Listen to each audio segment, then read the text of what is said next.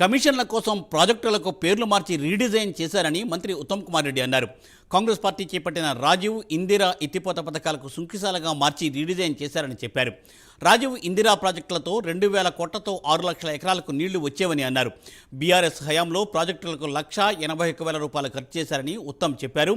BRS పాలనలో ఇరిగేషన్ను ఆగం చేశారని ఆయన మండిపడ్డారు. కాళేశ్వరంలో 1,00,000 కోట్లు ఖర్చు చేసిన ఎకరాకు నీళ్లు ఇవ్వలేదని ఆయన ఆగ్రహం వ్యక్తం చేశారు.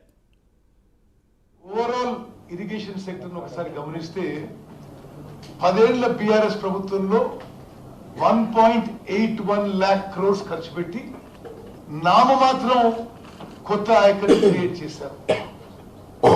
1.81 lakh crores ఖర్చు పెట్టి నామమాత్రం ఇరిగేషన్ క్రియేట్ చేయడం జరిగింది. వాళ్ళు కొన్ని ఉదాహరణలు చూస్తే ఒక అప్రాక్సిమేట్ ఫిగర్స్ లో కాళేశ్వరం ప్రాజెక్ట్ కి 1,00,000 కోట్లు ఖర్చు పెట్టి 1,00,000 ఎకరాలు కూడా కొత్త ఆయకట్టు తీసుకురాలేదు.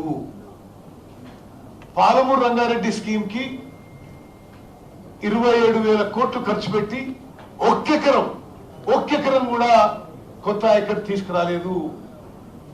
సీతారామ లిఫ్ట్ ఇరిగేషన్ ప్రాజెక్ట్ కి సుమారు 7,436 కోట్లు వాళ్ళు ఖర్చు పెట్టి వాళ్ళ టైంలో టిల్ నవంబర్ 23 ఖర్చు పెట్టి ఒక్క ఎకరం కూడా కొత్త ఆయకట్టు తీసుకురాలేదు.